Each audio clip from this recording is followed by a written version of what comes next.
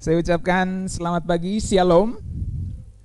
Puji Tuhan, jemaat yang dikasihi Tuhan, yang ada di sini maupun yang ada di rumah. Kita bersyukur pada pagi hari ini boleh mendapat kesempatan lagi dari Tuhan untuk kita memuji Tuhan, dan kita akan mendengarkan firman Tuhan dalam beberapa menit ke depan ini. Pagi hari ini sebagai kelanjutan dari tema khotbah saya tentang kedaulatan Allah, saya mau bicara pada pagi hari ini dengan tema kedaulatan Allah. Dan kebetulan ada seorang jemaat Tuhan yang mengatakan kepada saya, "Pak, mumpung lagi bicara tentang kedaulatan Allah, coba bahas tentang kebetulan." Sebab dia nonton Kung Fu Panda katanya. Ada Master Sifu mengatakan, Master Sifu ya gurunya Kung Fu Panda, intinya gurunya lah yang mengatakan nggak ada yang kebetulan. Nah, bagaimana kekristenan memandang soal kedaulatan Allah dan kebetulan ini, saudara? Mari kita lihat pembahasannya. Saudara-saudara, saya sudah membahas cukup panjang beberapa hal tentang kedaulatan Allah ini, dan berkaitan dengan kedaulatan Allah dan kebetulan, saya mau kita mengingat beberapa hal penting, dan terutama 3 hal ini. Bahwa yang pertama, Tuhan berbuat sesuka hatinya di mana saja, sebab Dia berdaulat. Amin. Kita percaya Tuhan berbuat sesuka hatinya di mana saja. Dan tentu kita ketahui Tuhan itu Tuhan hakim yang adil. Jadi ketika Dia berbuat sesuatu, tidak mungkin perbuatan itu adalah perbuatan yang sewenang-wenang, walaupun itu suka-sukanya Dia. Sebab tidak mungkin kasih-Nya bertentangan dengan keadilannya, dan kedaulatannya tidak mungkin bertentangan dengan keadilan dan kekudusannya. Jadi kita tahu bahwa Tuhan yang berdaulat itu bukan hanya sebagai pemerintah, penguasa tertinggi, tetapi juga sebagai hakim yang adil. Dan sebagai hakim, sebagai pencipta, sebagai Tuhan yang berdaulat, Tuhan telah memberikan kehendak bebas kepada manusia. Dan kita sudah pelajari bahwa kedaulatan Allah salah satu bentuknya adalah memberikan kehendak bebas kepada manusia itu. Dan manusia dengan kehendak bebasnya bisa memilih dari banyak pilihan tindakan-tindakan yang bisa diperbuatnya. Tetapi walaupun manusia bebas, perlu kita ingat bahwa manusia akan mempertanggungjawabkan semua perbuatannya kepada Allah. Disitulah kita memandang posisi kedaulatan Allah. Kita tidak memandang posisi kedaulatan Allah dalam arti bahwa semua yang dilakukan manusia itu dikontrol oleh Allah, dalam arti dipengaruhi oleh Allah sehingga manusia berbuat itu. Misalnya Adam berbuat dosa karena memang Allah sudah tentukan dia berbuat dosa. Kita tidak mempercayai kedaulatan dari sudut pandang itu.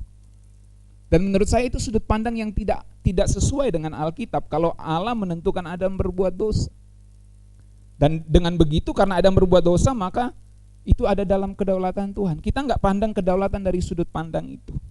Kita memandang dari sudut pandang bahwa Allah berdaulat, Dia memberi kehendak bebas kepada manusia, dalam hal ini kepada Adam. Maka semua perbuatan Adam yang Adam lakukan dengan sebebas-bebasnya, tentu dalam batas tertentu, dengan sebebas-bebasnya dia, semua konsekuensinya, semua hasilnya dia akan bertanggungjawabkan kepada Tuhan. Jadi Tuhan tetap berdaulat walaupun manusia bebas. Itu sudut pandang kedaulatan Allah yang saya ajarkan dan saya percayai, dan saya mau kita semua memahaminya. Jadi bukan berarti karena Adam berbuat dosa berarti ada Allah yang tentukan, enggak seperti itu, saudara ya. Nah, kemudian yang perlu kita ingat, segala yang ada di luar kuasa kehendak bebas manusia itu Tuhan yang tentukan. Sama seperti undi yang saya kasih contoh dalam beberapa minggu lalu. Nanti saudara yang baru pertama dengar bisa mendengar lagi khotbah-khotbah di seri tentang kedaulatan Allah ini. Ini yang sangat penting dan kaitannya dengan kebetulan, bahwa segala yang di luar kehendak bebas manusia itu Tuhan yang tentukan. Oke, mari sekarang kita melihat arti dari kata kebetulan. Menurut Kamus Besar Bahasa Indonesia, karena kita orang Indonesia tentunya, kebetulan adalah tidak dengan sengaja terjadi. Saya mau saudara garis bawahi atau bold itu tidak sengaja. Jadi kebetulan itu adalah sesuatu yang tidak dengan sengaja terjadi. Misalnya ketemu atau tertangkap. Jadi itu kebetulan. Misalnya Saya pernah melihat sebuah video, ada pemukul baseball, waktu dia pukul, bolanya itu pas burung lewat kena. Itu kan dari 1:1.000.000 kejadian mungkin hanya 1:1.000.000 itu. Dari 1.000.000 kali pukulan mungkin hanya 1 yang bisa kena itu, saudara. Tiba-tiba ada burung lewat, pak, kena bolanya, dipukul oleh pemain baseball, pas kena burung itu.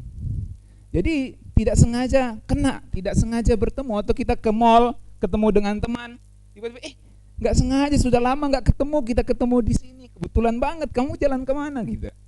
Kebetulan nih saya mau pergi beli ini nih. Nah, jadi kita mengatakan itu kebetulan. Jadi kita nggak sengaja bertemu dengan seseorang atau menangkap sesuatu gitu ya.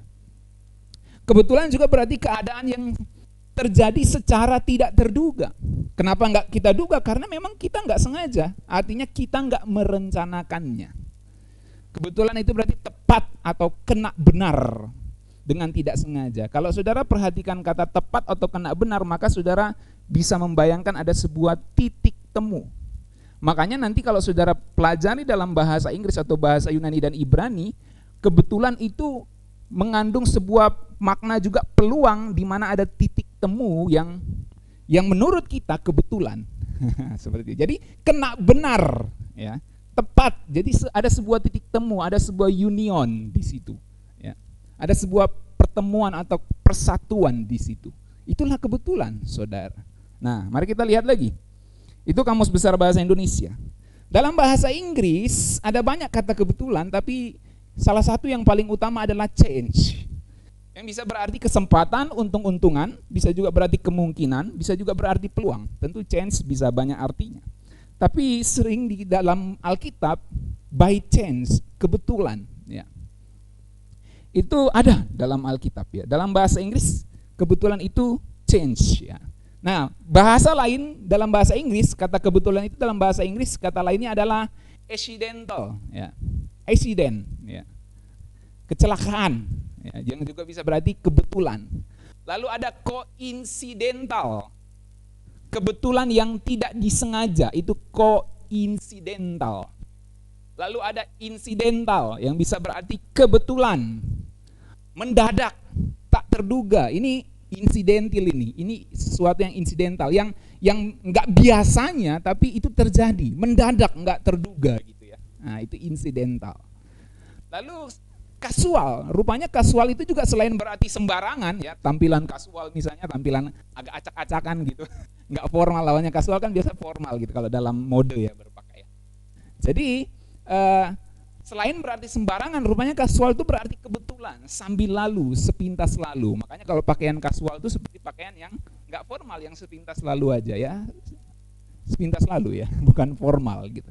Nah itu dalam bahasa Inggris. Lalu ada haphazard ya, kejadian yang kebetulan atau kejadian yang tidak disengaja. Ada kata hap juga atau dipisah juga hazard dalam bahasa Inggris ya.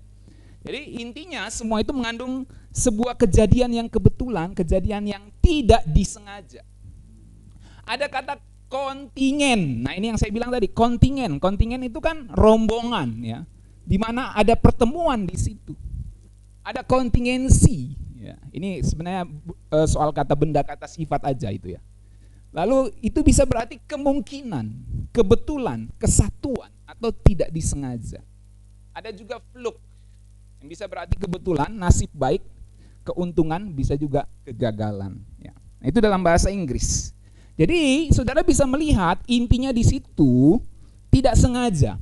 Yang dalam perspektif manusia bisa jadi ini sebuah sesuatu yang mendadak terjadi, tak terduga terjadi, tidak direncanakan, dan itu bisa berarti keuntungan, bisa berarti kegagalan. Maksudnya peristiwanya itu bisa berupa keuntungan, bisa berupa sebuah kegagalan ya. Lalu dalam bahasa Yunani ya, jadi kita menganalisa setiap bahasa dulu ya. Dalam bahasa Yunani kebetulan adalah sukuria.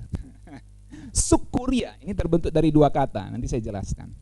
Sukuria itu merupakan kata benda yang bisa berarti sebuah kejadian bersama ya, makanya saya bilang tadi ada titik temu kan, kejadian bersama. Misalnya kita ketemu dengan ini, nggak direncanakan ketemu, kejadian bersama ya. happening together. Ya.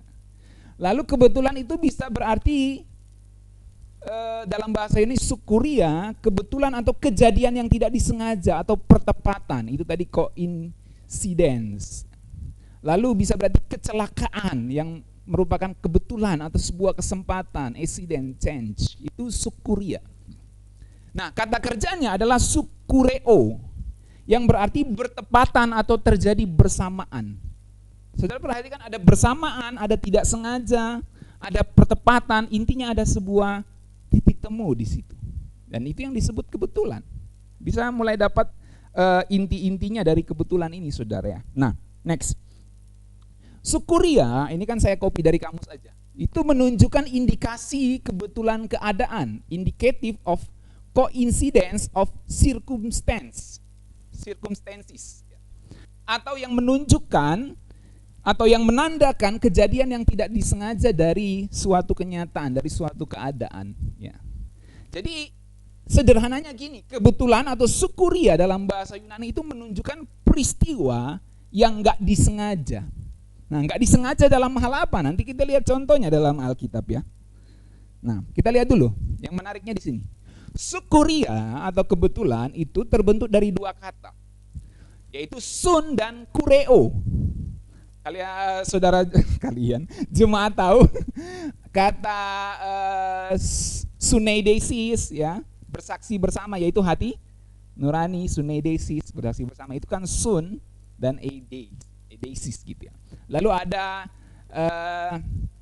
Allah turut bekerja dalam segala sesuatu, sunergeo gitu ya. Jadi sun itu dalam bahasa Yunani menunjukkan bersama. Makanya sun itu persatuan atau bersama, union with or together. Nah, kebetulan itu dibentuk dari kata sun dan kureo itu. Lalu kureo itu bisa berarti to like or happen, menerangi atau terjadi. Nah, to like dalam kata kerja bisa berarti menjumpai atau menemukan secara kebetulan. Jadi to like itu bukan hanya menerangi, tetapi kalau kita lihat dalam kamus bisa berarti menjumpai atau menemukan secara kebetulan. Lalu happen itu berarti juga kebetulan mendapat atau kebetulan menemukan. Itu dari kata kureo dalam bahasa Yunani. Jadi sun kureo itu gabungan dari sun kuria, maksudnya gabungan dari sun dan kureo yang menjadi kata kebetulan. Jadi ada persatuan, ada kebetulan menemukan sesuatu secara kebetulan. Jadi sun kureo itulah akar katanya. Nah, saya menjelaskan akar kata ini supaya saudara mendapatkan perspektif atau wawasan tambahan soal kebetulan. Yang intinya ada sebuah perjumpaan yang tidak direncanakan, ada sebuah titik temu. Itu poinnya, sudah. Next lagi. Nah, menarik, ya, yang menarik lagi nih. Kata kureo yang membentuk kata kebetulan dalam bahasa Yunani, itu kata dasarnya adalah kurios, yang selain berarti tuan atau lord atau master, juga berarti controller, pengawas, penilik atau kontrolir. Kalau sudah lihat kamus dalam bahasa Indonesia, kontrolir itu pengawas, yang dipakai juga di zaman Belanda. Itu ada satu tingkat di bawahnya jabatan di zaman Belanda gitulah ya. Jadi ada pengawas, ada penilik ya. Dan kita tahu Tuhan itu adalah Tuhan yang mengawasi, dia controller. Selain berarti dia tuan, dia master, dia itu Tuhan yang mengawasi. Nah, jadi saudara bisa melihat bahwa sun kurios ya. Coba naik lagi Jo. Sun kuria maksudnya bukan sun kurios. Sun kuria itu mengandung kata di mana ada pengawasan, di mana ada kebetulan, menemukan atau menjumpai secara kebetulan. Jadi tapi Tuhan yang mengawasi gitu. Nah, nanti saudara dapat benang merahnya. Next. Nah, sukuria atau yang dalam bahasa Inggris by chance diterjemahkan dalam Alkitab bahasa Inggris, yang dalam bahasa Indonesia diterjemahkan kebetulan, itu dalam Perjanjian Baru hanya muncul satu kali, yaitu di Lukas 10 ayat 31. Maafkan itu Luaks ya, harusnya Lukas 10 ayat 31. Saat Tuhan Yesus berikan cerita tentang orang Samaria yang murah hati. Saudara ingat ceritanya? Kalau yang belum tahu ceritanya baca nanti di Alkitab. Intinya waktu itu Tuhan Yesus ditanya sama ahli Taurat, apa yang harus dilakukan untuk dapat hidup kekal? Lalu Tuhan Yesus katakan, karena ini ahli Taurat yang bertanya, kamu lihat apa yang ditulis dalam Taurat. Dalam hal ini mengasihi sesama. Oh, ternyata mengasihi sesama. Lalu orang ahli Taurat itu tanya lagi, siapakah sesamaku manusia? Maka Tuhan Yesus berikan ilustrasi, dinaikkan dulu aja. Kepencet tuh. Ya, maka Tuhan Yesus berikan ilustrasi soal orang Samaria yang murah hati. Nah, kita baca Lukas 10 ayat 30. Oke. Mari yang di rumah kita baca bersama-sama. Yang di sini juga kita baca 1 2 3. Jawab Yesus, adalah seorang yang turun dari Yerusalem ke Yeriko. Ia jatuh ke tangan penyamun-penyamun yang bukan saja merampoknya habis-habisan, tetapi juga memukulnya, dan yang sesudah itu pergi meninggalkannya setengah mati. Ayat 31. Kebetulan. Ini bahasanya Tuhan Yesus loh ya. Tuhan Yesus yang ngomong ini, kan dia kasih ilustrasi, kasih cerita. Kebetulan ada seorang imam turun melalui jalan itu. Ia melihat orang itu, tetapi ia melewatinya dari seberang jalan. Demikian juga seorang Lewi datang ke tempat itu. Ketika ia melihat orang itu, ia melewatinya dari seberang jalan. Lalu datanglah seorang Samaria yang sedang dalam perjalanan ke tempat itu, dan ketika ia melihat orang itu, tergeraklah hatinya oleh belas kasihan. Saya rangkumkan ya. Jadi Tuhan Yesus cerita, ada orang yang dirampok nih. Nah, lalu setelah dia dirampok, dia di tengah jalan terbaring, terkapar gitu ya. Lalu ada 3 orang datang. Nah, kebetulan ada seorang imam turun. Lalu dilewati saja. Lalu ada orang Lewi, orang kedua datang melihat penyamun itu, lewat saja. Tapi ada orang Samaria, dia lihat kasihan ini orang yang dirampok, dia tolong. Intinya dia kasih penginapan dan dibayarkan semuanya. Nah, waktu Tuhan Yesus cerita itu, ya, Tuhan Yesus pakai kata gini, kebetulan ada seorang imam. Kalau kita mau tambahin lagi, kebetulan ada seorang Lewi. Kebetulan ada seorang Samaria yang bertemu dengan orang yang dirampok itu. Jadi, next, apa maksudnya di sini? Sukuria atau kebetulan yang dimaksud Tuhan Yesus dalam cerita di sini jelas adalah peristiwa yang nggak disengaja, nggak direncanakan oleh imam, oleh orang Lewi dan oleh orang Samaria, atau bahkan oleh orang yang dirampok itu. Saya nggak pernah rencanakan ketemu orang Lewi, saya nggak pernah rencanakan ketemu imam yang cuma lewat doang waktu gua dirampok, gitu ya. Namanya aja imam, tapi waktu gua dirampok dia lewat doang tuh, nggak tolongin gua. Saya juga nggak pernah rencanakan ketemu sama orang Lewi itu yang katanya pelayan, suku pelayan, tapi lewat doang, nggak pernah tolong saya. Tapi waktu saya ketemu orang Samaria yang diabaikan orang Yahudi, tapi kok dia tolong saya. Nah, itu dari perspektifnya orang yang dirampok. Dia nggak pernah rencanain ketemu 3 orang ini, tapi ketemu. Demikian juga imam.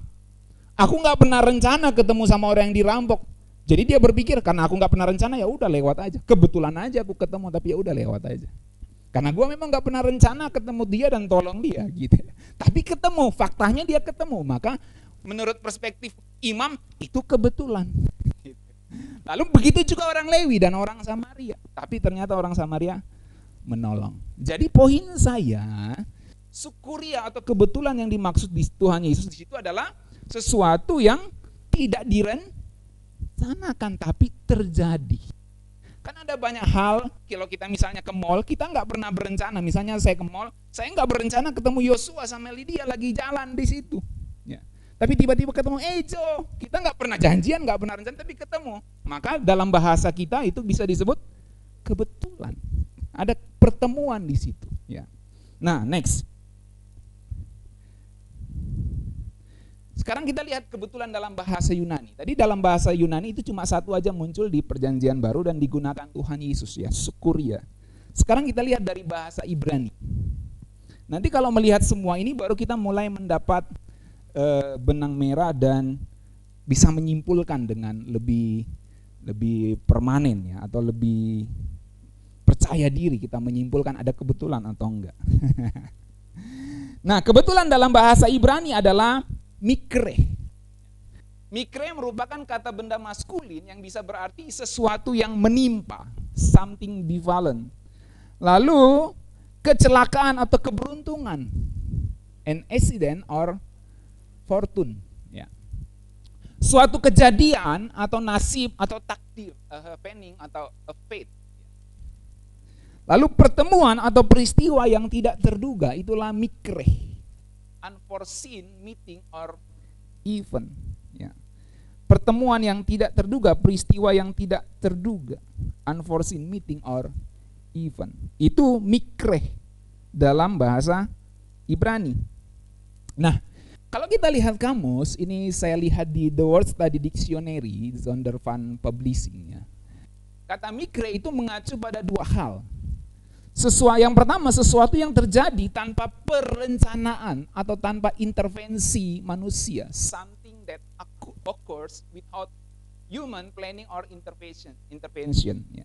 Jadi sesuatu yang terjadi tanpa perencanaan atau intervensi manusia. Nanti kita lihat contohnya di kasus Rut dan kasus Daud. Ya. Lalu yang kedua, mikre itu mengacu pada hal bahwa itu sesuatu terjadi karena campur tangan Tuhan, God's intervention. Itu nanti kita lihat dari kasus jalannya 2 ekor sapi yang menentukan ini kebetulan atau dari Tuhan, bencana itu yang menimpa orang Filistin karena sudah curi tabut Tuhan. Nanti kita lihat di 1 Samuel 6 ayat 9. Jadi yang saya mau tekankan, dalam bahasa Ibrani itu menarik sekali. Mikre itu pertama sesuatu yang terjadi tanpa perencanaan atau intervensi manusia. Seperti yang dalam bahasa Yunani dan dalam bahasa Indonesia tadi saya terangkan. Nggak ada rencana, nggak ada intervensi, tetapi terjadi gitu. Dari manusia nggak ada. Tetapi ternyata mikre dalam bahasa Ibrani itu menunjukkan atau mengacu pada sesuatu yang terjadi karena campur tangan Tuhan, God's intervention. Nah, ini yang menarik saudara ya. Oke, kita lihat dulu kasus Naomi. Saudara, tentu panjang cerita tentang Naomi bagi saudara yang belum pernah dengar. Nanti saya sarankan saudara baca Rut, atau saya wajibkan semua jemaat yang belum tahu cerita Rut, saudara baca dari Rut pasal 1, dan itu cerita yang menarik. Di situ ada soal perkawinan Levirat, ya, bagaimana Rut kawin dengan saudara penebusnya, itu kan perkawinan Levirat gitu ya. Dan lain-lain itu ada banyak makna yang bisa diambil dari cerita Rut. Tapi saya mau fokus soal kebetulan Rut bekerja di tempatnya Boas. Ternyata Boas itu adalah saudara yang wajib menebus dia, yang harus menebus dia. Walaupun ada satu lagi yang lebih wajib menebus si Rut. Tapi ternyata orang ini nggak mau, akhirnya Boas yang menebus. Dan Alkitab catat kebetulan Rut kerja di ladangnya Boas. Nah, saya bacakan saja cerita pendeknya yang saya ambil dari Rut pasal 2 ayat 1-3. Naomi itu mempunyai seorang sanak dari pihak suaminya, seorang yang kaya raya dari kaum Elimelek, namanya Boas. Maka Rut perempuan Moab itu berkata kepada Naomi, biarkanlah aku pergi ke ladang memungit bulir-bulir jelai di belakang orang yang murah hati kepadaku. Dan sahut Naomi kepadanya, pergilah anakku. Jadi Rut itu nggak tahu tempatnya Boas. Dia nggak tahu itu ladangnya Boas. Bahkan mungkin dia belum kenal Boas, tapi Naomi sudah kenal tentunya. Lalu ayat yang ketiga, pergilah ia, si Rut itu pergi, lalu sampai di ladang dan memungut jelai di belakang penyabit-penyabit. Alkitab catat, kebetulan, mikre dalam bahasa Ibrani. Kebetulan, ia berada di tanah milik Boas yang berasal dari kaum Elimelek. Jadi kalau saudara tanya singkat, kebetulan ada enggak apa? Ada dalam bahasa Alkitab ini. Dari perspektif manusia, kebetulan itu ada. Karena Alkitab catat tuh, kebetulan ya berada. Dan Tuhan Yesus juga waktu kasih ilustrasi katakan kebetulan itu ada ya. Dan itu dipandang dari perspektif manusia, dan Alkitab catat memang dari perspektif manusia ya. Nah, jadi itu kebetulan, mikre. Jadi Rut gak pernah merencanakan untuk bekerja di ladangnya Boas. Dia memungut jelai, memungut sisa-sisa yang sudah dipanen ya. Dia nggak pernah rencanakan, tapi ternyata dia ada di tanahnya Boas. Dan akhirnya nanti singkat ceritanya kalau saudara baca, dia kemudian diambil Boas sebagai istrinya, dan akhirnya Ya hidup mereka Naomi dan Rut lebih terjamin karena ada Boas yang melindungi mereka. Nanti saudara baca itu ceritanya menarik. Di situ ada soal perkawinan Levirat dan lain-lain ya. Itu menarik sekali. Dan kita tahu ternyata Rut itu jadi nenek moyangnya Raja Daud dan jadi nenek moyangnya Mesias. Berarti ini semua ada dalam rencana Tuhan. Tapi Alkitab ngomong di situ adalah kebetulan. Apakah dalam kebetulan itu Tuhan intervensi, Tuhan bekerja? Nah, di sini baru kita melihat bahwa ternyata itu nggak ada yang kebetulan dari pandangan Tuhan. Semua ada dalam rencana Tuhan. Dalam perspektif kita, kita menyebutnya kebetulan dan Alkitab catat itu dari perspektif kita manusia. Nah, kita lihat kasus lain. Itu kasus Rut, saudara ya. Supaya cepat, kita lihat kasus lain. Saat Daud mulai menghindar dari Saul yang hendak membunuhnya, maka Daud nggak datang saat makan pesta. Saat itu ada pesta ya, Daud nggak datang makan. Nah, karena waktu itu kalau saudara baca ceritanya itu kan cukup panjang. Yonatan bilang, itu papa gue itu mau bunuh kamu loh Daud. Daud bilang, aduh kalau gitu nanti saya nggak datang deh saat makan siang, saat makan pesta itu. Karena saya takut nanti tiba-tiba dia suruh pengawal tahan, saya dibunuh di situ gitu ya. Intinya gitu ya, saya bahasakan dalam bahasa saya. Akhirnya Daud nggak datang saat makan pesta. Nah, waktu Raja Saul ngelihat Daud nggak datang, kisahnya seperti ini yang saya bacakan ya. 1 Samuel 20 ayat 25. Raja Daud duduk di tempatnya seperti biasa, dekat dinding. Yonatan, anaknya Saul ini, sahabatnya Daud, berhadapan dengan dia. Abner duduk di sisi Saul, tetapi sabar, motor lewat ribut. Tetapi tempat Daud tinggal kosong. Jadi Daud itu tempat duduknya kosong karena dia nggak ada. Ayat 26. Dan Saul tidak berkata apa-apa pada hari itu sebab pikirnya barangkali ada sesuatu yang terjadi kepadanya. Nah, barangkali ada sesuatu yang terjadi itu dalam bahasa Ibraninya mikreh. Kebetulan. Jadi Saul berpikir gini, kebetulan aja kali Daud nggak datang makan di pesta. Jadi Saul berpikirnya gini, nggak mungkin Daud itu merencanakan nggak datang. Berani sekali dia merencanakan nggak datang. Padahal memang faktanya Daud merencanakan nggak datang. Tapi bagi Saul ini mungkin kebetulan aja. Mungkin kebetulan ia tidak tahir atau memang ia mungkin tidak tahir. Itu menurut perspektifnya Saul. Jadi Daud memang merencanakan tidak datang, tapi bagi Saul mungkin atau kebetulan aja kali dia nggak datang karena dia nggak tahu fakta yang sebenarnya. Nah, nanti kemudian ketika Yonatan tahu fakta yang sebenarnya, Yonatan cerita kepada Saul fakta yang sebenarnya, baru Saul itu marah. Nanti saudara baca saja ayat-ayat selanjutnya. Jadi barangkali ada sesuatu yang terjadi, itu mikre dalam bahasa Ibrani. Kebetulan mungkin. Jadi mungkin Saul pikir kebetulan aja kali Daud nggak datang. Nggak mungkin kayaknya dia nggak datang, kan dia loyal sekali sama saya Daud ini. Jadi nggak mungkin dia nggak datang. Itu menurut perspektifnya Saul. Nah, jadi barangkali ada sesuatu yang terjadi. Itulah kebetulan dari perspektifnya Saul. Oke. Sekarang kita lihat kasus lain. Saya kasih dulu saudara kasus-kasus, lalu nanti kita akan coba menyimpulkan. Kasus pembunuhan tak disengaja dan kota perlindungan. Jadi perjalanan bangsa Israel itu diwarnai kasus-kasus yang unik, saudara. Sampai Tuhan itu harus mengatur mereka kalau ada orang yang membunuh nggak sengaja. Kan ada banyak kejadian polisi menembak acak nggak sengaja kena orang lalu orang itu mati. Ada kasus di mana orang pergi berburu, dia tembak sebuah objek di depan sana, dia pikir itu kambing liar atau sapi liar atau binatang yang diburunya, ternyata orang di situ, karena orang tidak sengaja, ternyata orang itu tewas. Jadi ada kasus pembunuhan yang tidak disengaja dan orang yang membunuh dengan tidak sengaja itu bisa berlindung di kota perlindungan dan gak harus dihukum mati. Nah, itu ada dalam sejarah bangsa Israel. Kita lihat ya. Bilangan 35 ayat 15. Tentu kalau saudara mau cerita lengkapnya, saudara baca ayat-ayat sebelumnya dan sesudahnya juga nanti ya. Saya bacakan saja dari ayat 15. Keenam kota itu haruslah menjadi tempat perlindungan bagi orang Israel dan bagi orang-orang asing dan pendatang di tengah-tengahmu. Supaya setiap orang yang telah membunuh seseorang dengan tidak sengaja dapat melarikan diri ke sana. Enggak sengaja bunuh, masa mau dibalas bunuh. Maka Tuhan kasih kota perlindungan.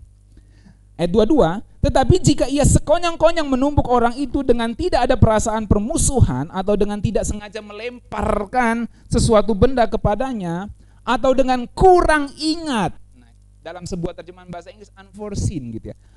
Kurang ingat. Menjatuhkan kepada orang itu sesuatu batu yang mungkin menyebabkan matinya seseorang sehingga orang itu mati, sedangkan dia tidak merasa bermusuh dengan orang itu dan tidak mengikhtiarkan celakanya. Ayat 24, maka haruslah rapat umat mengadili antara orang yang membunuh itu dan penuntut darah. Maksudnya saudaranya, kamu bunuh saudaraku, kamu lempar batu dia. Lalu orang yang lempar batu itu, loh aku gak sengaja, aku gak tahu dia ada di bawah, aku lempar gitu aja, aku gak ada masalah, aku gak pernah membenci, gak pernah berkelahi dengan dia, tapi aku cuma lempar batu, aku gak tahu ada dia di situ, ternyata dia kena dan mati. Lalu saudaranya nuntut gitu, maka dirapatkan ya. Lalu ayat 25, dan haruslah rapat umat membebaskan pembunuh dari tangan penuntut darah. Nah ini harus dibebasin, Tuhan yang atur dan kasih tahu bangsa Israel. Dan haruslah rapat umat mengembalikan dia ke kota perlindungan. Syaratnya kalau kamu tidak mau dihukum, kamu harus berlindung di kota perlindungan, ke tempat ia telah melarikan diri. Disitulah ia harus tinggal sampai matinya imam besar yang telah diurapi dengan minyak yang kudus. Nanti kalau imam besar mati baru dia boleh balik ya. Jadi memang ada kasus begitu, pembunuhan yang tidak disengaja. Saya pernah menonton berita, saudara ya. Saya pernah nonton berita, ada dua ya sopir truk, satunya kenet mungkin ya.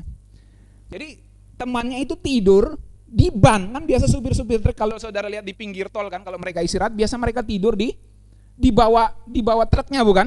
Ada di rest area biasanya mereka tidur di bawah truknya bukan? Pernah lihat itu saudara ya? Nah, jadi temannya nggak tahu ada temannya tidur di bawah truk. Lalu dia kasih mundur mobilnya, habislah temannya, pecah kepalanya, saudara. Jadi mengerikan, dia nggak sengaja itu. Tapi ya karena menurut hukum nggak bisa dibuktikan niat apanya, tetap dihukum, diproses gitu. Nah kalau di bangsa Israel, kalau terbukti dia nggak sengaja, bisa dibebaskan, tapi harus tinggal di dalam kota perlindungan. Nggak boleh keluar dari situ. Kalau keluar dari situ, ya anggaplah di penjara di kota perlindungan, tapi bebas berkeliaran di kota perlindungan itu. Tapi begitu keluar kota perlindungan, bisa dibunuh dia, sah untuk dibunuh oleh saudara yang menuntut untuk dihukum ya. Jadi seperti itu. Ada kasus-kasus nggak sengaja membunuh. Nah, jadi kan kita bisa bilang kebetulan aja gue kasih mundur itu mobil gitu. Gue nggak sengaja membunuh, nggak merencanakan untuk membunuh. Nah, lalu kasus pembunuhan nggak sengaja itu dalam kitab Ulangan, tadi kan kitab Bilangan. Dalam kitab Ulangan dijelaskan contoh kasus pembunuhannya. Pembunuhan yang tidak disengaja, salah satu contohnya gini ya, dalam Ulangan 19 ayat 1 sampai 3 dan selanjutnya. Apabila Tuhan Allahmu sudah melenyapkan bangsa-bangsa yang negerinya diberikan kepadamu oleh Tuhan Allahmu, dan engkau sudah menduduki daerah mereka dan diam di kota-kota dan rumah-rumah mereka, maka engkau harus mengkhususkan 3 kota di dalam negeri yang diberikan Tuhan Allahmu kepadamu untuk diduduki. Engkau harus menetapkan jauhnya jalan dan membagi dalam 3 bagian wilayah negeri yang diberikan Tuhan Allahmu untuk dimiliki olehmu, supaya setiap pembunuh dapat melarikan diri ke sana. Sebenarnya kalau saudara sering nonton beberapa film kolosal kerajaan, itu ada sebuah tempat khusus biasanya untuk orang-orang yang membunuh itu diasingkan di sana. Ya. Mereka bebas berkeliaran di tempat itu, di kastil itu, tetapi kalau begitu keluar itu bahaya ya, bisa resmi dibunuh seperti itu. Jadi itu sama seperti yang dialami oleh bangsa Israel. Tuhan suruh mereka buat kota perlindungan, sehingga ada orang yang membunuh nggak sengaja bisa lari ke sana. Lalu ayat yang keempat, inilah ketentuan mengenai pembunuh yang melarikan diri ke sana dan boleh tinggal hidup, ya nggak harus dihukum mati. Apabila ia membunuh sesamanya manusia dengan tidak sengaja dan dengan tidak membenci dia sebelumnya. Misalnya, nah dikasih contoh, misalnya apabila seorang pergi ke hutan dengan temannya untuk membelah kayu. Ketika tangannya mengayunkan kapak untuk menebang pohon kayu, mata kapak terlucut dari gagangnya. Waktu dia mau belah kayu, ternyata mata kapaknya terlucut. Lalu mengenai temannya sehingga mati. Kena tuh mata kapaknya, mati temannya. Maka ia boleh melarikan diri ke salah satu kota itu dan tinggal hidup. Dia nggak harus dibalas hukum mati. Sebab kalau membunuh dengan sengaja dalam bangsa Israel itu harus dibalas dengan dibunuh, nyawa ganti nyawa. Tetapi kalau dia tidak sengaja dan memang terbukti nggak sengaja, maka dia bisa berlindung di kota perlindungan. Nah, itu kasusnya kapak yang terayun. Jadi begitu misalnya kan saya bunuh ini, saya misalnya mau belah kayu nih, kapaknya itu nggak sengaja pergi kan? Berarti dia sudah di luar kuasa saya. Dia mau kemana saja itu pergi, itu mata kapaknya saya kan nggak bisa kontrol lagi, sebab dia sudah di luar dari tangan saya, dia sudah lepas. Nah makanya saya kasih ingat tadi bahwa semua yang berada di luar kuasa kehendak bebas manusia Tuhan yang tentukan, saudara. Nah nggak heran dalam perspektif kitab Keluaran, pembunuhan yang tidak disengaja disebut tangannya ditentukan oleh Tuhan. Nah, jadi kalau ada orang yang membunuh tidak sengaja, misalnya saya lempar batu nih ya, lempar batu ke orang, ternyata kena orang. Berarti itu dalam bahasa kitab Keluaran ini disebut tangannya ditentukan Tuhan. Saya nggak sengaja, tapi tangannya ditentukan Tuhan. Jadi itu bahasanya di situ disebut. Coba kita baca Keluaran 21 ayat 12 sampai 13. Siapa yang memukul seseorang sehingga mati, pastilah ia dihukum mati. Itu hukumnya kalau sengaja. Tetapi jika pembunuhan itu tidak disengaja seperti kasus kapak tadi itu, melainkan tangannya ditentukan Allah melakukan itu, maka aku akan menunjukkan bagimu suatu tempat kemana ia dapat lari. Jawabannya apa itu? Tempat itu kota perlindungan. Jadi memang sesuatu yang tidak sengaja dalam kitab Keluaran disebut tangannya ditentukan Allah melakukan itu. Nah, kemudian kita lihat kasus lain. Kasus tembak acak dengan panah. Jadi ada prajurit menembak secara acak dalam peperangan, ternyata kena raja Israel yang nyamar jadi pasukan biasa. Ini menarik ceritanya saudara, ada kasus begitu. Padahal dia itu tembak acak aja. Kan biasanya ada orang menyasar, memang ini raja harus disasar nih. Kalau rajanya mati kan pasukannya kehilangan semangat kan. Jadi disasar. Tapi ini enggak disasar, sembarangan saja nembak. Dan kebetulan, kalau bahasa kita di sini kebetulan kena memang pas di antara baju zirah, di bagian yang rawannya itu bisa tembus gitu ya. Nah, kita baca ya. Ini menarik ceritanya. 1 Raja-Raja 22 ayat 30. Raja Israel berkata kepada Yosafat, ya, aku akan menyamar dan masuk pertempuran, tetapi engkau pakailah pakaian kebesaranmu. Lalu menyamarlah Raja Israel kemudian masuk ke pertempuran. Adapun Raja negeri Aram telah memberi perintah kepada para panglima pasukan keretanya, 32 orang banyaknya. Demikian, janganlah kamu berperang melawan sembarang orang, melainkan melawan Raja Israel saja. Nah, jadi Aram sedang berperang nih sama Israel. Lalu Raja Aram bilang gini, jangan bunuh sembarang orang ya, bunuh Raja Israel. Nah, segera sesudah panglima pasukan kereta itu melihat Yosafat, mereka berkata, itu pasti Raja Israel, karena dia pakai pakaian kebesaran. Dan padahal Raja harusnya pakai pakaian kebesaran, tapi Raja pakai pakaian biasa, prajurit biasa. Lalu majulah mereka untuk menyerang dia, tetapi Yosafat berteriak.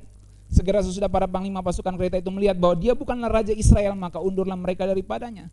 Tetapi seorang menarik panahnya dan menembak dengan sembarangan, menembak dengan sembarangan saja, dan mengenai Raja Israel di antara sambungan baju zirahnya. Itu kan seperti disasar benar-benar, padahal tembak sembarangan saja.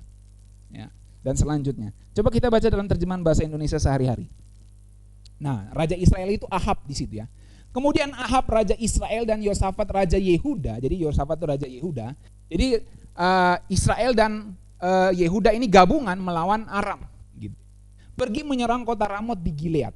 Ahab berkata kepada Yosafat, ya, Raja Israel bilang sama Raja Yehuda, aku akan menyamar dan ikut bertempur, tetapi Anda hendaklah memakai pakaian kebesaranmu. Demikian Raja Israel menyamar ketika pergi bertempur. Pada waktu itu ke-32 panglima pasukan kereta perang Syria, itu Aram Syria, telah diperintahkan oleh rajanya untuk menyerang hanya Raja Israel. Tuh. Kemudian Jadi ketika mereka melihat Raja Yosafat, mereka semua menyangka ia Raja Israel karena pakai pakaian kebesaran. Karena itu mereka menyerang dia, tetapi Yosafat berteriak. Mungkin dia teriak, "Weh, aku bukan raja Israel." Mungkin gitu ya. "Aku raja Yehuda ini." Mungkin dia ngomong gitu, kita nggak tahu dia teriak apa di situ ya. Maka mereka pun menyadari bahwa ia bukan raja Israel. "Weh, gue bukan raja Israel, gue raja Yehuda, jangan serang gue." Maka mereka pun menyadari ia bukan raja Israel, lalu mereka berhenti menyerang dia. Secara kebetulan seorang prajurit Syria, nah prajuritnya Aram itu Syria, melepaskan anak panahnya tanpa mengarahkannya ke sasaran tertentu, acak aja kan, mungkin dia nembak ke atas gini kali ya, seperti film-film perang ya. Tetapi anak panah itu mengenai Ahab dan menembus baju perangnya pada bagian sambungannya. Lalu Raja Ahab bilang, Raja Israel, "Aku kena." Suruh Ahab kepada pengemudi keretanya, "Putar dan bawalah aku keluar dari pertempuran." Nah, sudah bisa melihat secara kebetulan ya, sebuah kejadian yang acak bagi manusia gitu ya, ditemparkan saja panahnya tepat kena raja yang sedang menyamar. Kan orang bilang, "Oh, kebetulan aja itu kena," gitu ya. Karena kan memang nggak disasar, nggak direncanakan. Oke, itu ada kasus begitu dalam Alkitab, dan Alkitab tulis secara kebetulan. Nah, jadi kalau saudara tanya sebenarnya kebetulan ada atau enggak? Ada. Karena ada kehendak bebas manusia, ada kebetulan dari perspektif kita manusia. Tapi ternyata kalau kita lihat kitab Keluaran tadi, pembunuhan tidak disengaja, dari perspektif Tuhan, tangannya ditentukan Tuhan. Jadi saudara bisa melihat bagaimana kedaulatan Allah dan kebetulan itu dalam Alkitab. Nah, kita lihat lagi kasus jalan 2 ekor sapi yang membawa tabut perjanjian. Jadi mereka berpikir kalau sapinya jalan lurus-lurus aja ke sebuah tempat, ya, maka bencana yang datang ke bangsa Filistin itu datangnya dari Tuhan, dan itu berarti memang Tuhan yang ini. Kalau dia jalannya miring-miring atau menyimpang, berarti yang menimpa kita ini kebetulan, ya, bukan karena tabut Tuhan. Saudara tahu dalam kisah di Perjanjian Lama, bangsa Filistin mencuri tabut Tuhan, ya, benda keramatnya bangsa Israel, dan benda itu kalau ada di bangsa Filistin, bangsa yang tidak menyembah Yahweh, itu jadi celaka untuk mereka. Mereka kena kutuk, mereka kena penyakit, mereka kena bencana dan musibah. Akhirnya orang Filistin sadar, wah ini nggak bisa nih kita simpan di sini nih, benda keramatnya orang Israel nih, kita harus balikin. Nah, waktu dia balikin, dia pakai 2 ekor sapi. Nanti dia lihat kalau jalannya sapi ini lurus-lurus sampai ke daerah Israel, berarti memang Tuhan yang datangkan bencana kepada kita. Kalau enggak, berarti kebetulan aja itu tabut ada di sini, dan kebetulan aja ada wabah, ada bencana, ada penyakit di tempat kita, ya. Jadi bukan karena tabut. Nah, orang Filistin mau cari tahu itu. Nah, kita lihat kisahnya. Nanti saudara baca dari 1 Samuel 6 ayat 1 atau 1 Samuel 5 sebelumnya kalau saudara perhatikan. Karena waktu tidak cukup, saya kutip dari ayat 6 saja. Ada kalimat begini, "Mengapa kamu berkeras hati?" Jadi seseorang mengatakan kepada jadi maksudnya imam-imam, ya, bahkan ahli nujum di situ mengatakan kepada orang Filistin di situ, ya. Pemuka-pemuka agamanya berkata, "Mengapa kamu berkeras hati sama seperti orang Mesir dan Firaun berkeras hati? Bukankah mereka membiarkan bangsa itu pergi ketika ia mempermainkan mereka? Jadi sekarang kembalikan tabut itu." Itu intinya yang mau dibilang. Kalau Firaun nggak mau keluar, nggak mau bebaskan bangsa Israel, mereka kena tulah. Sekarang kalau kamu nggak mau kembalikan tabut itu, kamu kena penyakit lagi, lebih ngeri lagi. Nah, itu kira-kira mau diomongin di situ. Belajar dari kasus Firaun. Ya, kira-kira dia mau ngomong gitu. "Oleh sebab itu ambillah dan siapkanlah sebuah kereta baru dengan 2 ekor lembu yang menyusui, yang belum pernah kena kuk, belum pernah diajak membajak sawah gitu. Pasanglah kedua lembu itu pada kereta, tetapi bawalah anak-anaknya kembali ke rumah supaya jangan mengikutinya lagi. Kemudian ambillah tabut Tuhan, muatkanlah itu ke atas kereta dan letakkanlah benda-benda emas yang harus kamu bayar kepadanya sebagai tebusan salah ke dalam suatu peti di sisinya, dan biarkanlah tabut itu pergi." Saudara bisa lihat Tuhan bekerja dengan cara yang seperti itu kepada bangsa-bangsa ini. Perhatikanlah, apabila tabut itu mengambil jalan ke daerahnya, ke Bet-Semes, maka dialah itu yang telah mendatangkan malapetaka yang hebat ini kepada kita. Jadi kalau sapi itu jalan ke Bet-Semes, berarti memang Tuhan yang datangkan malapetaka karena kita curi tabut Tuhan ini. Dan jika tidak, maka kita mengetahui bahwa bukanlah tangannya yang telah menimpa kita. Kebetulan saja hal itu terjadi kepada kita. Ya kebetulan aja ada tabut Tuhan di sini dan kebetulan aja memang ada penyakit sedang menular di tempat kita. Nah, lalu ayat 10. Demikianlah diperbuat orang-orang itu, mereka mengambil 2 ekor lembu yang menyusui, dipasangnya pada kereta, tetapi anak-anaknya ditahan di rumah. Ayat 11. Mereka meletakkan tabut Tuhan ke atas kereta. Juga peti berisi tikus-tikus emas dan gambar benjol-benjol mereka. Lembu-lembu itu langsung mengikuti jalan yang ke Bet-Semes melalui suatu jalan raya sambil menguak dengan tidak menyimpang ke kanan atau ke kiri. Jadi lurus-lurus saja itu ke Bet-Semes. Berarti memang malapetaka itu datang dari Tuhan karena mereka curi tabut. Nah, sedang raja-raja kota orang Filistin itu berjalan di belakangnya sampai ke daerah Bet-Semes. Jadi diikuti. Ya, raja-raja itu mau lihat ini benar nggak dia jalan lurus-lurus. Waktu jalan lurus-lurus mereka tahu ternyata memang tabut itu yang buat kita celaka. Jadi jangan lagi curi tabut Tuhan itu ya. Kira-kira ngomong begitu raja-raja gitu ya. Jangan lagi tabut itu masuk ke Filistin, celaka kita nanti. Ya Tuhannya orang Israel marah gitu ya. Nah, oke, next saya mulai simpulkan. Kalau kita perhatikan semua kasus ini ya, pembunuhan tidak sengaja, kapak yang terayun, jalannya sapi dan soal yang lain-lain tadi. Kalau kita perhatikan semua kasus ini, itu semua berada di luar kuasa kehendak bebas manusia. Kalau sapi sudah jalan, bagaimana dia mau kontrol lagi? Bagaimana 5 raja atau orang Filistin mau kontrol lagi itu sapi kalau dia sudah bebaskan? Ya kan? Dia tidak kontrol lagi. Berarti semuanya sudah di luar kuasa kehendak bebas manusia. Sudah di luar kontrolnya manusia untuk menanganinya. Maka kita perhatikan sesuatu yang tidak sengaja, sesuatu yang kita sebut kebetulan, yang kita tidak direncanakan. Dalam kasus Alkitab kita melihat itu semua terjadi di luar kuasa kehendak bebas kita. Maka itu sama seperti undi. Amsal 16 ayat 33 terjemahan bahasa Indonesia sehari-hari mengatakan untuk mengetahui nasib manusia membuang undi. Tetapi yang menentukan jawabannya hanyalah Tuhan sendiri. Seperti saya pernah jelaskan kepada saudara-saudara, misalnya ini 2 sisi mata koin, ya. Ini sisi A, ini sisi B. Ini ada tulisan merah, saudara mungkin tidak bisa lihat ya. Kalau saya pegang begini, saudara mau apa? Mau yang merah atau yang putih? Saya kasih begini, merah. Saudara minta putih, saya nggak mau, saya kasih merah. Kenapa? Masih dalam kuasa saya. Masih dalam kehendak bebas saya, dalam tanda kutip kedaulatan saya. Dan Tuhan hargai itu. Nih, mau minta apa? Putih? Enggak, saya kasih yang merah aja. Saya nggak mau kasih saudara putih.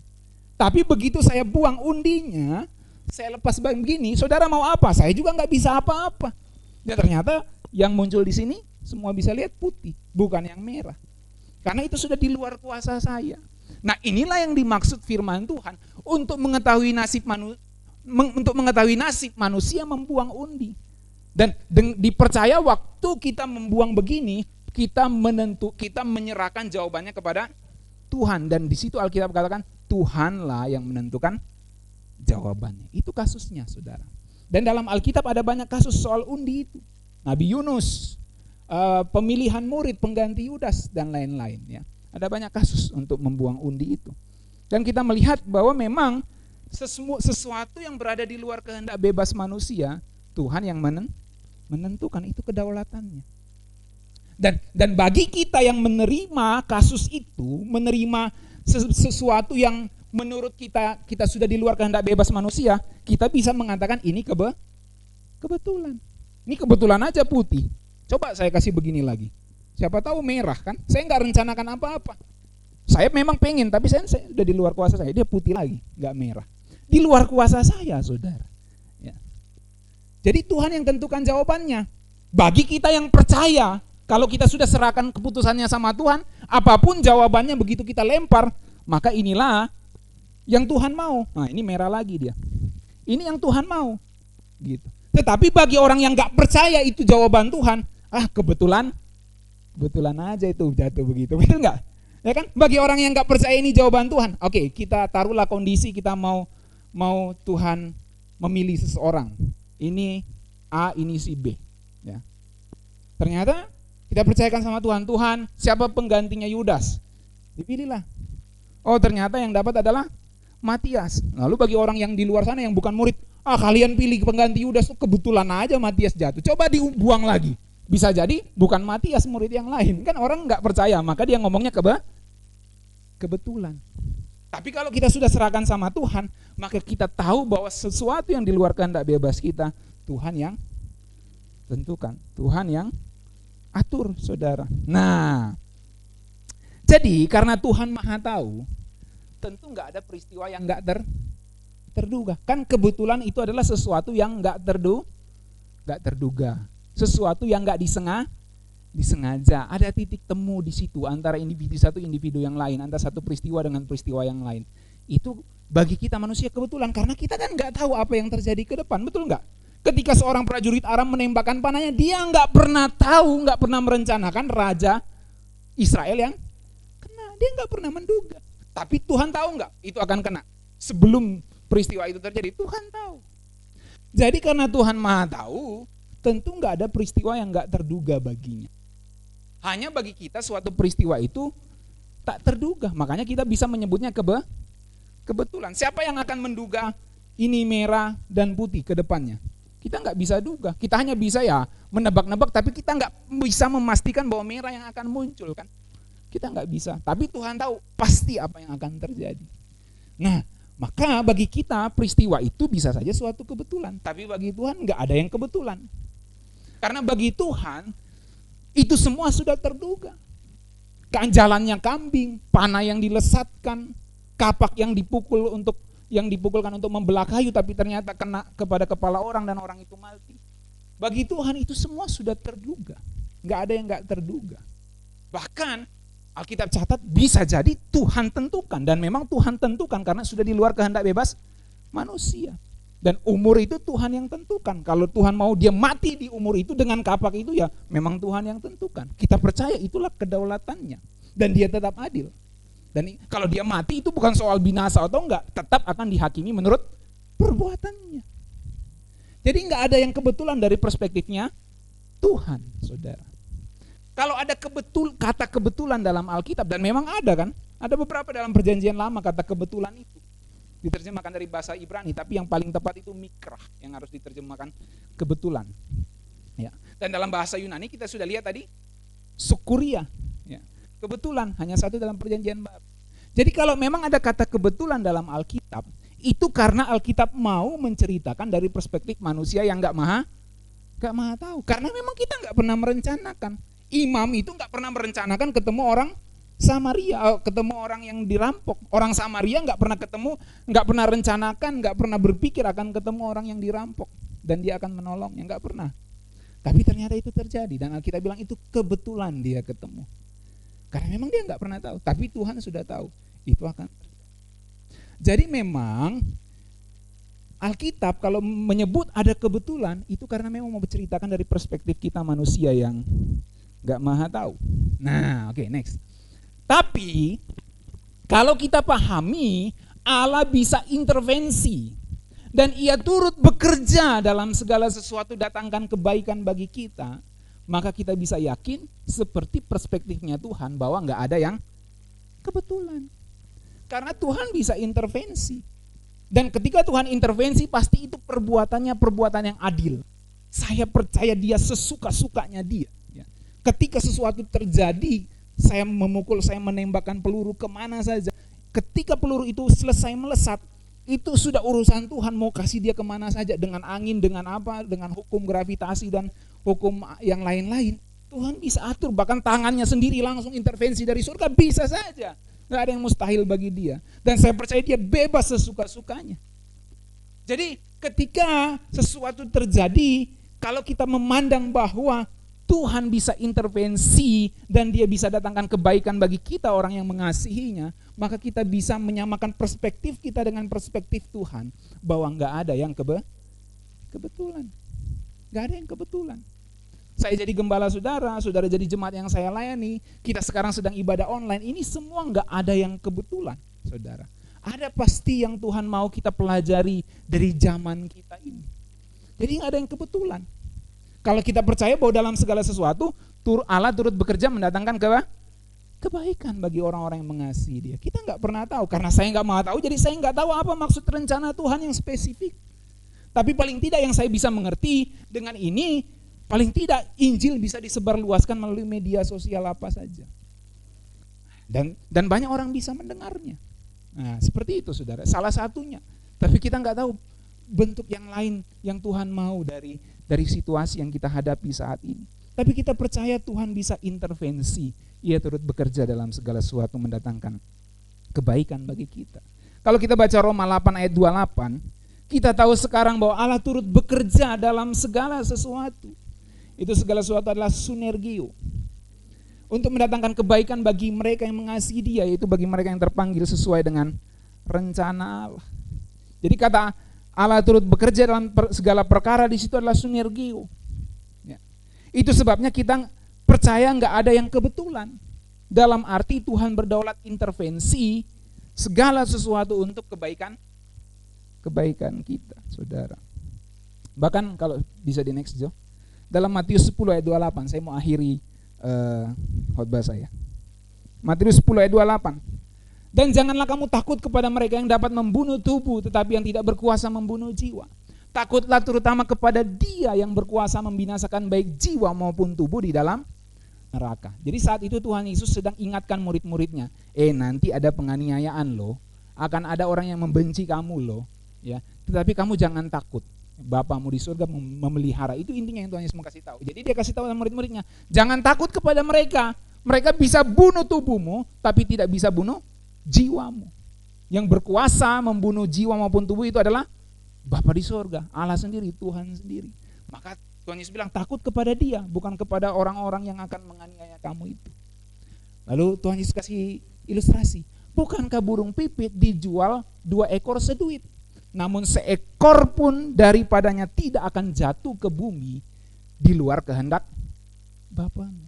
Dan kamu rambut kepalamu pun terhitung semuanya. Sebab itu janganlah kamu takut karena kamu lebih berharga daripada banyak burung pipit. Kalau burung pipit saja dijaga, dia jatuh itu tidak mungkin di luar kehendak Tuhan, tidak mungkin di luar pengetahuan Tuhan. Apalagi kamu yang lebih berharga dari burung pipit. Jadi jangan kamu takut kalau kamu nanti dianiaya. Jadi Tuhan Yesus mau kasih tahu begitu. Burung saja dipelihara, apalagi kamu. Nah, next. Kata kehendak ya. Jadi di luar kehendak Bapamu kan gitu. Burung jatuh, tidak ada yang jatuh di luar kehendak Bapamu. Kata kehendak sebenarnya tidak ada teks dalam teks aslinya. Sebenarnya yang lebih cocok kalau lihat konteksnya adalah di luar pengetahuan Bapa. Jadi burung pipit itu dijual 2 ekor seduit kan gitu. Tetapi kalau mereka jatuh itu pasti tidak di luar pengetahuan Bapa. Artinya Bapa pasti tahu, karena kata kehendak itu enggak ada. Dan melihat konteksnya itu lebih tepat kepada Bapa tahu. Tapi kalau memang mau diterjemahkan dan memang sudah diterjemahkan kehendak di luar kehendak Bapamu, itu enggak salah juga. Sebab yang penting dipahami sesuai dengan konteks dan pengertian yang sebenarnya. Makanya Tuhan Yesus sambungkan, perhatikan rambut kepalamu terhitung. Artinya Bapa tahu jumlah rambutmu. Ini pesan bahwa Bapa tahu penderitaan dan kesusahan yang dialami pengikut Kristus. Karena konteksnya Tuhan peringatkan soal aniaya. Jadi murid-murid jangan takut. Bapa pasti pelihara, Bapa tahu, Bapa pasti bisa intervensi. Kalau itu sudah di luar kuasamu, kamu sedang dianiaya, Bapa pasti bisa intervensi. Itu untuk semua datangkan kebaikan bagi dirimu. Pasti Bapa bisa pelihara kamu. Jadi saya mau simpulkan, apakah ada kebetulan? Dari perspektif kita ada kebetulan. Dari perspektif Tuhan nggak ada yang kebetulan, karena Dia Maha tahu, nggak ada yang nggak terduga. Sebab kebetulan itu adalah sesuatu yang nggak terduga. Di mana ada pertemuan yang nggak terduga, pertemuan yang nggak direncanakan. Tetapi kalau kita percaya bahwa Allah turut bekerja dalam segala sesuatu, datangkan kebaikan bagi hidup kita, maka saya percaya pertemuan kita, maka saya percaya perkenalan kita, maka saya percaya apa yang telah kita bangun selama ini itu tidak kebetulan. Karena Tuhan bekerja dalam setiap respon kita, Dia turut bekerja mendatangkan kebaikan bagi orang-orang yang mengasihi Dia. Pada perspektif itulah kita melihat enggak ada yang kebetulan, karena Dia turut bekerja dalam segala sesuatu.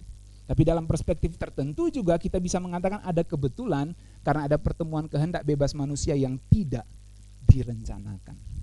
Bagi kita orang percaya, kita meyakini enggak ada yang kebetulan, sebab Tuhan bekerja dalam segala sesuatu datangkan kebaikan bagi kita.